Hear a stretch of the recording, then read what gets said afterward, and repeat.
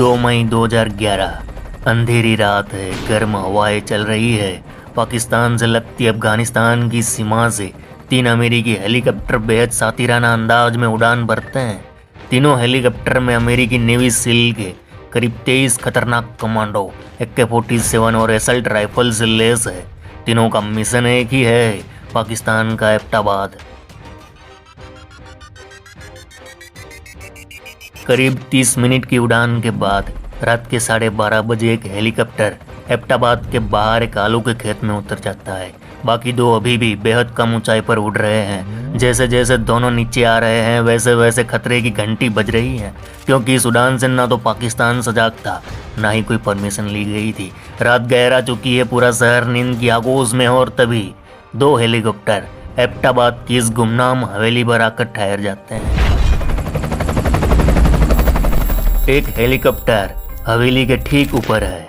ऊंचाई बहुत ज्यादा नहीं है। हेलीकॉप्टर से रस्सियां नीचे लटकती है और कमांडो हिरन की तरह नीचे उतर जाते हैं। वहीं दूसरा हेलीकॉप्टर हवेली के खाली प्लॉट पर उतर जाता है।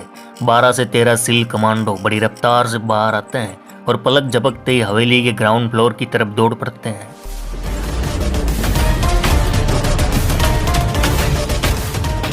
इसी वक्त एबटाबाद से हजारों मील दूर अमेरिका की राजधानी वॉशिंगटन DC में दोपहर का वक्त है। व्हाइट हाउस के सिचुएशन रूम में पूरी तरह खामोशी छाई हुई है। सामने लगे एक बड़े टीवी पर सबकी नज़र गड़ी हुई है। सभी एबटाबाद में चल रहे लाइव ऑपरेशन को लाइव देख रहे हैं। राष्ट्रपति बराक ओबामा की हार्ट बीट कुछ ज़्यादा ही तेज है।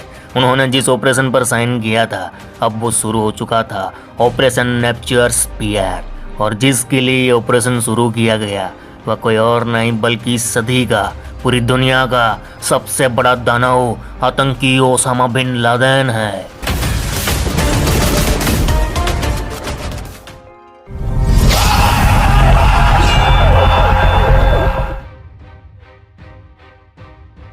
केम छोरे, मजामा? अरे मामा, वीडियो पसंद आए तो चैनल को सब्सक्राइब करना ना भूले। मई 2009, white house Washington DC। Situation room की बैठक में राष्ट्रपति ओबामा आज कुछ ज़्यादा ही गंभीर है और तभी उन्होंने गंभीर मुद्दे को छेड़ दिया। ओबामा बोले, अमेरिका के सबसे बड़े दुश्मन ओसामा बिन लादेन को ढूंढने की कवायद तेज कर दी जाए। अब राष्ट्रपति का फरमान आते ही अमेरिकी खुफिया एजेंसी CIA के एजेंटों ने भी अपनी खोज तेज कर दी। तब CIA एजेंट को एक ऐसे शख्स के बारे में जानकारी मिलती है जो अलकायदा के लिए संदेशवाहक का काम करता है। नाम है अबू अहमद अल कुवैती, जिसके ओसामा बिन लादेन से नज़दीक संबंध थे। कई महीनों तक CIA के एजेंट इस शख्स के पीछे लगे रहे और वह पाकिस्तान के इस्लामाबाद से 35 किलोमीटर दूर एबटाबाद शहर के बाहरी इलाके के एक बड़े खेत में बनी हवेली तक ले गया। हवेली का नाम था आहा था। इस हवेली का मालिक इब्राहिम था। इब्राहिम की माली हालत इतनी नहीं थी कि वह 2 करोड़ की इस हवेली का मालिक हो सके। चौंकाने वाली बात तो ये थी कि इब्राहिम मालिक होते हुए भी हवेली में ना रहकर हवेली के सामने बने गेस्ट हाउस में रह रहा था। हवेली 3 मंजिला थी। ऊपर की मंजिल में एक बालकनी थी, लेकिन इस बालकनी को एक दीवार से कवर किया गया था। भला बालकनी के सामने दीवार कौन खड़ी करता है? हवेली में ना तो कोई इंटरनेट कनेक्शन था, ना ही कोई लैंडलाइन फोन। और ये सारी चीजें वहाँ पास में खेत में काम कर रहा मजदूर नोट कर रहा था। लंबी दाढ़ी, फटियाल कपड़े, मत्थे पे टोपी पहना ये मजदूर एक दिन हवेली पर नजर गड़ाए हुए था कि तभी उसने हवेली की 3री मंजिल पर एक शख्स को टहलते हुए देखा, जिसे उस मजदूर ने पेसर का नाम दिया। और एक बात की, हवेली में बहुत सारे बच्चे और औरतें भी रह रहे थे, लेकिन ये लोग कचरा कभी बाहर नहीं फेंकते थे बल्कि अंदर ही जलाते थे। अब अपना काम खत्म हो चुका था। वह मजदूर दबे पांव भागा, शहर में एक शख्स से मिला और धीमी आवाज में बोला, द पेसर ही ओसामा बिन लादेन हो सकता है। अरे मामा, मजदूर ने जिससे बात की वह कोई और नहीं बल्कि CIA का अफसर है और मजदूर कोई और नहीं बल्कि CIA का अंडरकवर एजेंट है। 14 मार्च को पहली बार CIA ने ओबामा को ओसामा के इस ठिकाने की पक्की खबर दी। इसके बाद 29 मार्च, 12 अप्रैल, 19 अप्रैल और 28 अप्रैल को ओबामा ने हाई लेवल की मीटिंग बुलाई। 29 मार्च को ओसामा के डेथ वारंट पर अंगूठा लगाया और 30 मार्च को ऑपरेशन पूरा करने हरी झंडी दे दी। ऑपरेशन नेपच्यूर स्पीयर कोई मामूली ऑपरेशन नहीं था रे। ऑपरेशन में शामिल अमेरिकी नेवी सील टीम 6 के रेड स्क्वाड्रन कमांडो थे। हेलीकॉप्टर में सवार 23 कमांडो, साइलेंसर लगे M4 carbine, assault rifle, night vision goggle, body armour और हैंड गन से लैस थे। इतना ही नहीं, इस कमांडो को आज से इस ऑपरेशन को अंजाम देना था। इस ऑपरेशन की बाकायदा 6 बार तैयारी भी कर चुके थे।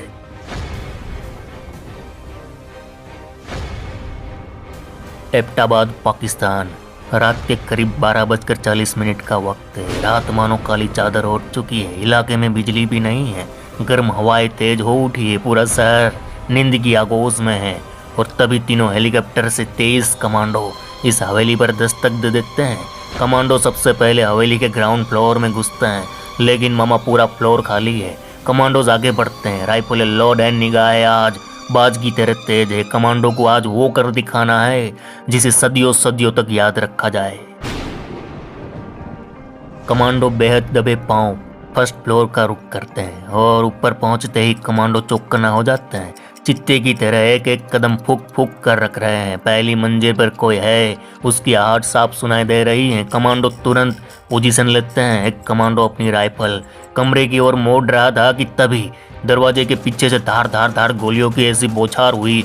कमांडो खुद को बचाते हुए दरवाजे को गैन ग्रेनेड से उड़ा देते हैं। तुरंत कमांडो का पूरा दस्ता अंदर घुसता है। सामने हाथ में हथियार लिए 2 शख्स खड़े हैं।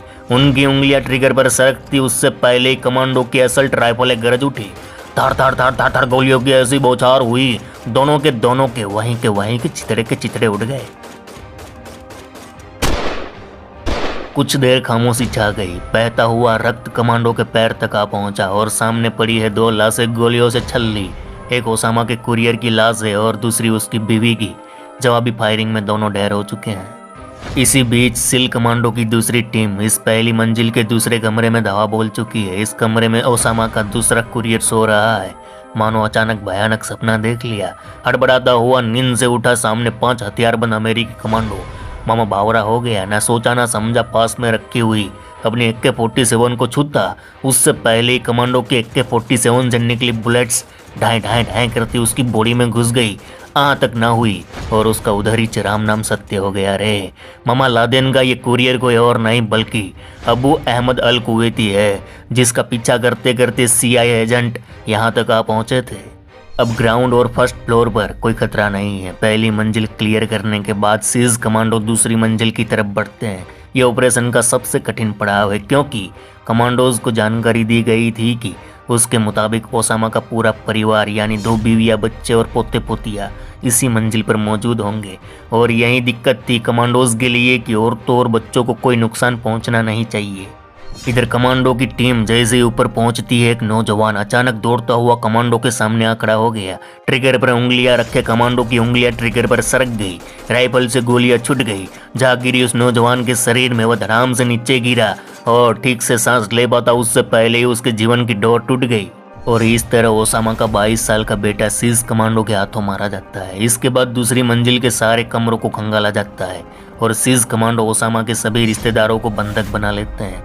ग्राउंड फ्लोर, फर्स्ट फ्लोर और सेकंड फ्लोर अब पूरी तरह कमांडो के कब्जे में है। लेकिन मामा मौत का असली सौदागर तो अभी भी हाथ नहीं लगा। अभी भी कमांडो की धड़कनें तेज है। कई सवाल है जो कमांडो के मन में उलझ रहे हैं कि ओसामा इस हवेली में होगा तो सही, कहीं वह भाग तो नहीं गया, कहीं हमारी इस मिशन की जानकारी उसे मिल तो नहीं गई। इन सारे सवालों के बीच कमांडो के कदम धीरे धीरे तीसरी मंजिल की सीढ़ियों पर आगे बढ़ रहे हैं। White house, Washington DC। रात के करीब 12:45 का वक्त है। सिचुएशन रूम में मौजूद सारे आला अधिकारी के साथ साथ ओबामा की बेचैनी भी बढ़ती जा रही है क्योंकि ओबामा ने इस ऑपरेशन को हरी झंडी तो दे दी थी, लेकिन ऐसी कोई तस्वीर या वीडियो या कोई ठोस सबूत अभी तक नहीं मिले थे कि ओसामा एबटाबाद की इसी हवेली में रह रहा है। और यही सवाल ओबामा को लगातार परेशान कर रहा था। इधर सीज कमांडो की एक टीम पहले ही तीसरी मंजिल पर उतरी थी। वह अब तक पोजीशन लेकर स्टैंड बाय मोड पर है, यानी उसने ऊपर से तीसरी मंजिल को घेर रखा है। इधर पहली और दूसरी मंजिल पर कब्जा कर दूसरी टीम ऊपर की ओर आगे बढ़ रही है। अब सीज कमांडो तीसरी मंजिल पर पहुंच चुके हैं। तभी एक बुजुर्ग आदमी अचानक दरवाजा खोलता है। इधर दरवाजा खुलने की आवाज़ आते ही तुरंत सभी सीज कमांडो की राइफलें उस बुढ़े शख्स की ओर मुड़ गई। जैसे ही सीज कमांडो उसकी ओर आगे बढ़ेगी, अचानक एक बुर्के वाली औरत उस बूढ़े शख्स की ढाल बनकर सीज कमांडो के सामने खड़ी हो गई। अब सीज कमांडो उस औरत के पैर में गोली मार देते हैं। गोली लगते ही वह नीचे गिर पड़ती है और उसके नीचे गिरते ही ठीक उसके पीछे खड़ा हुआ आदमी पहली बार ठीक से नजर आता है, जिसे अमेरिका की पूरी ताकतें 10 सालों से ढूंढ रही थी। सिज कमांडो की राइफल के सामने खड़ा है दुनिया का सबसे खूंखार आतंकी ओसामा बिन लादेन, बिल्कुल निहत्था, डरा हुआ, खामोश। उधर व्हाइट हाउस में बैठे राष्ट्रपति ओबामा उसे मरते हुए लाइव देख रहे थे और धड़ाम से 3 गोलियां ओसामा के बॉडी में घुस गई। पूरी दुनिया में आतंक फैलाने वाला वह दरिंदा आज अपने ही किले में ढेर हो चुका है। 2 मई 2011 ओसामा बिन लादेन को उसके घर में घुसकर मारने के बाद यूएस नेवी सील ने उसके बॉडी को अगले 12 घंटों के अंदर अरेबियन सी के नॉर्थन हिस्से में बहा दिया था। 54 बच्चों के खानदान में 17वें नंबर का बच्चा ओसामा बिन लादेन असल में सऊदी अरबिया के एक अरबपति धार्मिक बाप का बेटा था। इसके बावजूद अमेरिका ने उसकी बॉडी किसी के हाथ में न आने दी और हजारों मील दूर समंदर के नीचे इंसानों से कोसों दूर जाकर दफना दिया। ओसामा बिन लादेन की बॉडी को समंदर में दफनाने के पीछे 3 मेजर रीजन्स थे। ये रीजन क्या थे, ये जानना चाहते हो तो कमेंट में बताओ। हम पूरी महागाथा लेकर आएंगे कि आखिर में ओसामा को समंदर में ही क्यों दफनाया गया। और आज का वीडियो पसंद आया हो तो चैनल को सब्सक्राइब जरूर करें। चलो इस गुज्जू भाई का राम राम, मिलते हैं फिर।